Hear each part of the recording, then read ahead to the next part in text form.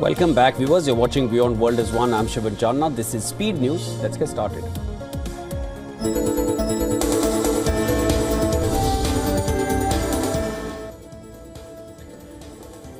US hostage negotiator Adam Boehler has said that a hostage deal in Gaza could be possible within weeks. And this comes after Israel's strong objection to the US engaging in direct talks with Hamas. Reports indicate that the recent meetings between Hamas leaders and Adam Boehler have focused on the release of hostage Eden Alexander, who is a US-Israeli dual national. He's 21 years old. Alexander served as a soldier with the Israeli military and is believed to be the last living American hostage held by Hamas in Gaza. Ahead of the crucial truce talks in Doha, Israel has cut off electricity supply to the Gaza Strip. Israeli Energy Minister Eli Cohen said that enough with the talk, it's time for action. The announcement comes just a week after Israel blocked entry of all humanitarian aid into the Gaza Strip.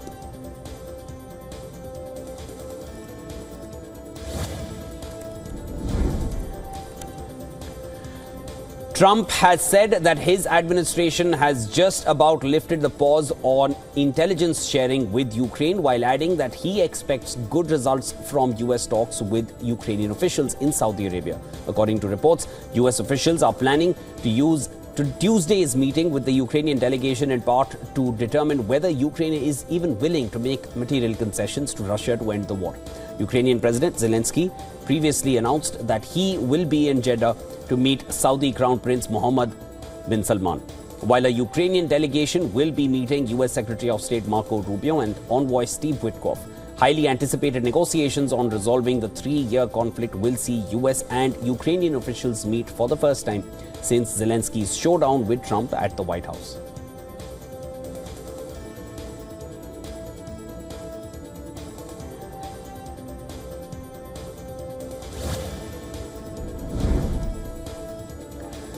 Tech billionaire Elon Musk has vowed to maintain Ukraine's access to his Starlink network after a fierce online clash with Poland's foreign minister.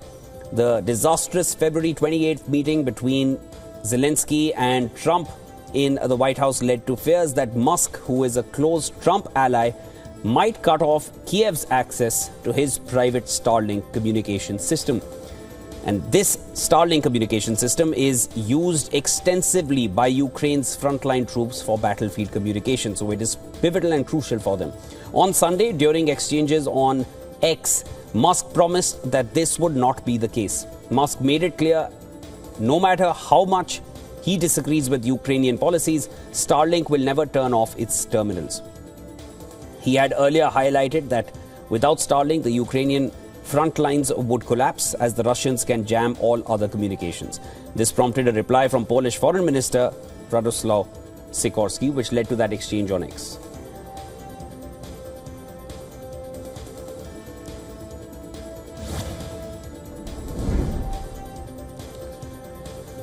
Canada's Liberal Party has elected Mark Carney as its new leader to succeed Justin Trudeau as the country's next Prime Minister. According to the final tally, 59-year-old Carney won 85.9% of the ballots cast in the Liberal Party leadership vote. Carney soundly defeated his main challenger, who is Trudeau's former Deputy Prime Minister, Chrystia Freeland. The former central banker, Carney, lost no time in taking a defiant stance against threats from US President Trump. In his victory speech to party supporters, Carney warned the US under Trump was seeking to seize control of Canada, an effort, he said, must be defeated as soon as the results were announced. Carney told a boisterous crowd in Ottawa that Trump is attacking Canadian workers, families and businesses, but he will not let him succeed.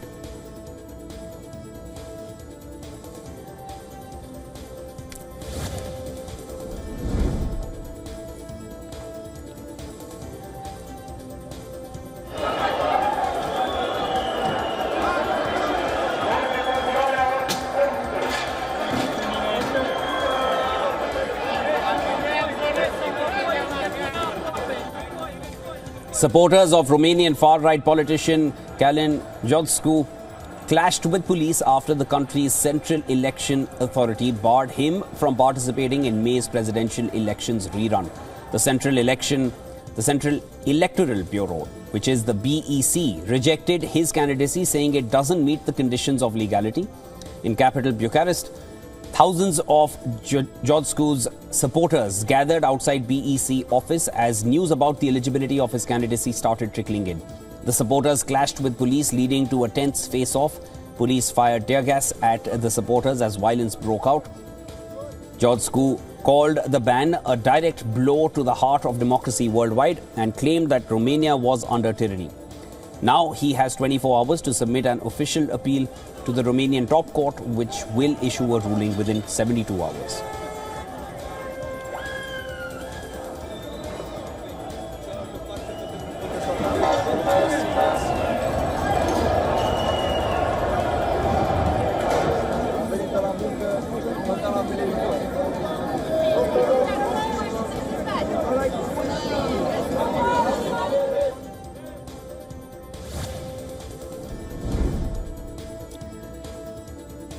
Commanders from Colombia's National Liberation Army guerrilla group have vowed to repel the government in the country's northeast, warning that years of total peace risk turning into a total war.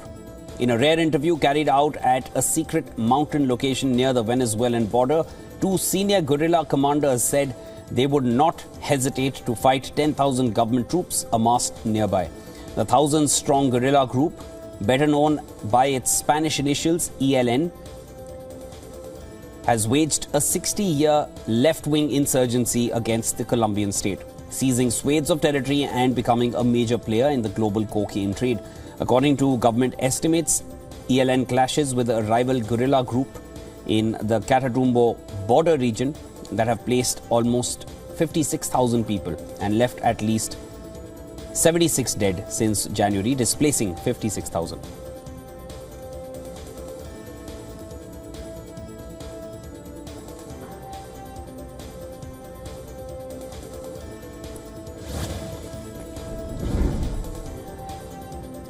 Syria is going through the biggest sectarian violence after the ouster of President Bashar al-Assad, with death toll crossing 1,300 in the areas dominated by the country's Alawite minority. A battle is raging between the Syrian forces and al-Assad loyalists in northwestern Syria, where 830 Alawites have been killed over the past 4 days, pushing the overall toll in violence since Thursday to 1,311. Fighting killed 231 security personnel and 250 fighters loyal to ousted Alawite leader al-Assad.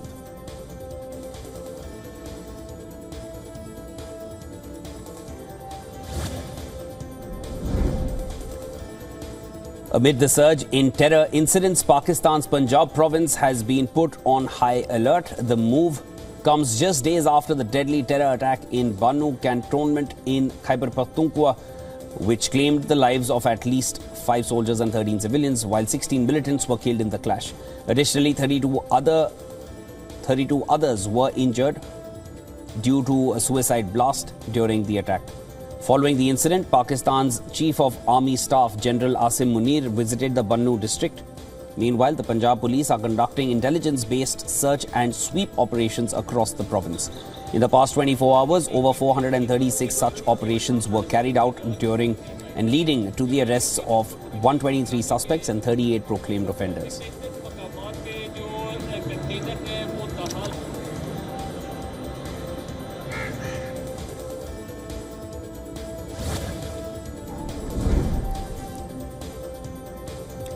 Chinese Defense Ministry has announced that China will soon join the Security Belt 2025 naval exercise along with Iran and Russia.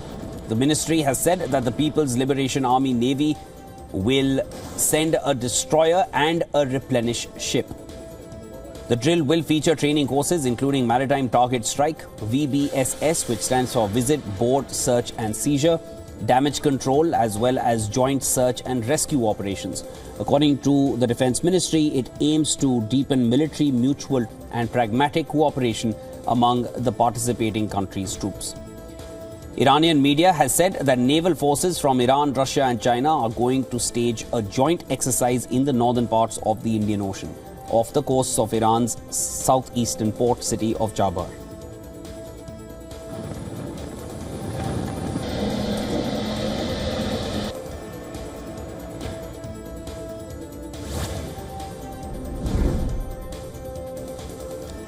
China has sent a new test satellite for communication technology into space from the Xishang Satellite Launch Center in the southwestern Sichuan province.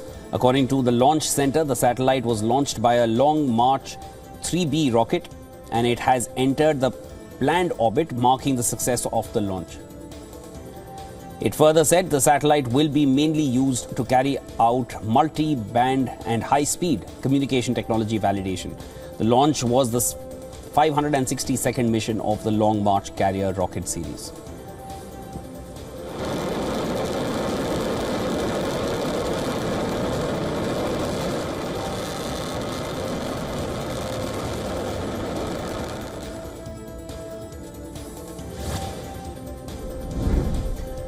North Korea's foreign ministry has condemned the upcoming US-South Korea joint military exercises called Annual Freedom Shield exercises, labeling them a dangerous, provocative act. According to state media KCNA, North Korea has called for the cancellation of these joint exercises, which it claims serve as a prelude to invasion. The foreign ministry warned the drills could escalate the tensions on the Korean peninsula, potentially sparking a physical conflict due to an accidental misfire. The annual Freedom Shield exercises are set to begin today and will run until the 20th of March. The South Korean military said the drills are designed to enhance the readiness of the US-South Korea alliance, particularly in response to threats posed by North Korea.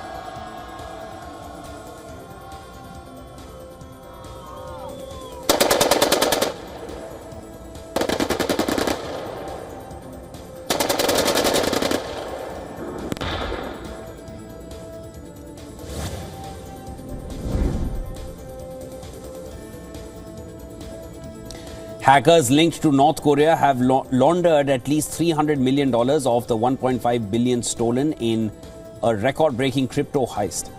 The Lazarus Group, responsible for the hack on crypto exchange Bybit, continues to work around the clock, moving the funds to avoid detection.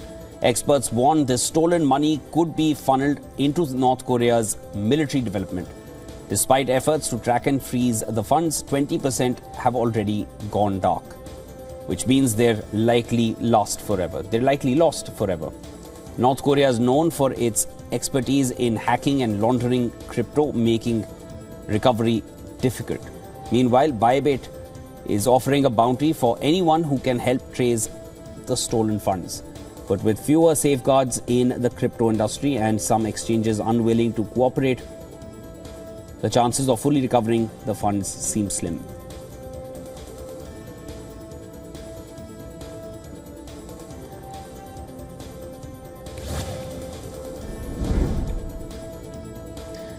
Pope Francis has expressed his sincere gratitude towards the doctors and healthcare workers. The Pope thanked them for the closeness and tenderness, describing the treatment as a miracle of tenderness that provides comfort and light to those in pain.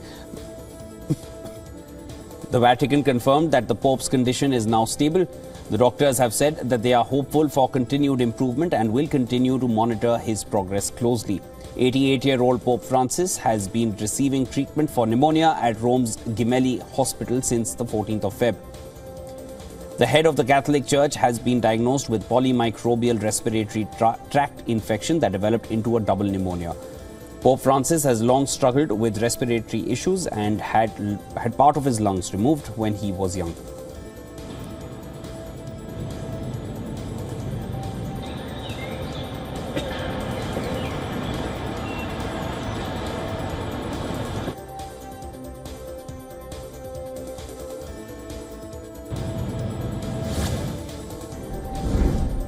The mayor of Japan's Funato city has announced that the country's worst wildfire is more than half a century, which killed at least one person, has been brought under control.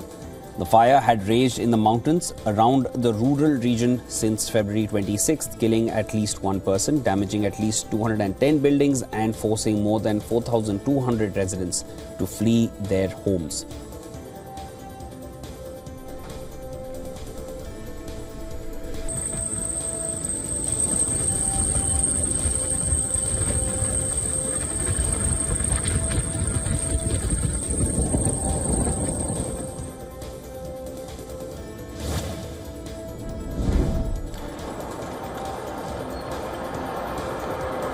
Japan recorded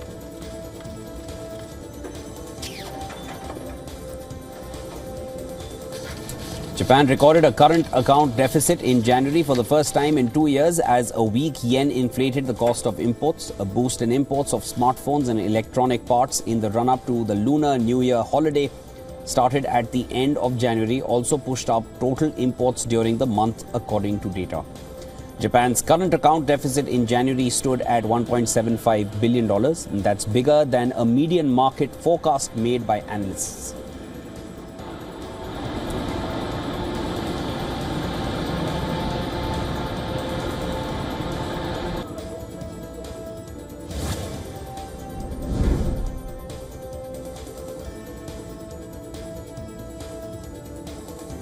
Prices of cooking oil could be buoyed for years by stagnating production and a biodiesel push in top producer Indonesia. That's making traditionally cheap palm oil costlier, eliminating an advantage that also curbed prices of rival oils. Used in everything from cakes and frying fats to cosmetics and cleaning products, palm oil makes up more than half of global vegetable oil shipments and is especially popular among consumers in emerging markets. Indonesia increased the mandatory mix of palm oil and biodiesel to 40% this year and is studying moving to 50% in 2026, as well as a 3% blend for jet fuel next year. This as it seeks to curb fuel imports.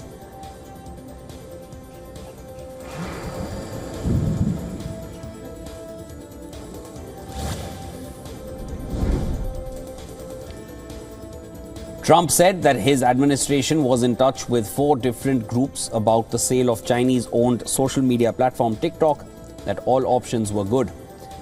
TikTok's fate has been up in the air since a law requiring its owner ByteDance to either sell it on national security grounds or face a ban took effect on 19th of Jan. Trump, after taking office on the 20th of January, signed an executive order seeking to delay that move by 75 days.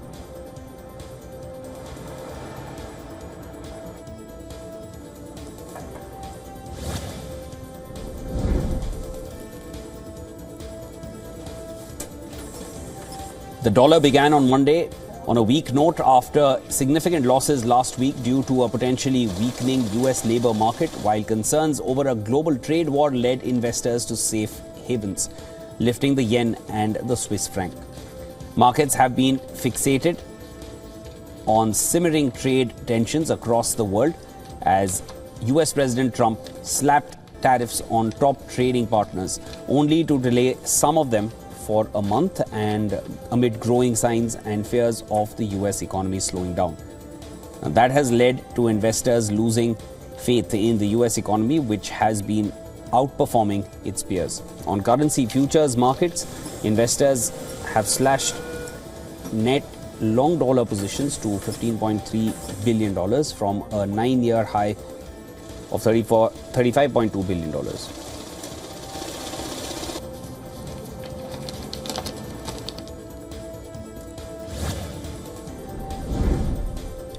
Indian duo of Rohit Sharma and Virat Kohli have once again silenced their critics with the Champions Trophy League.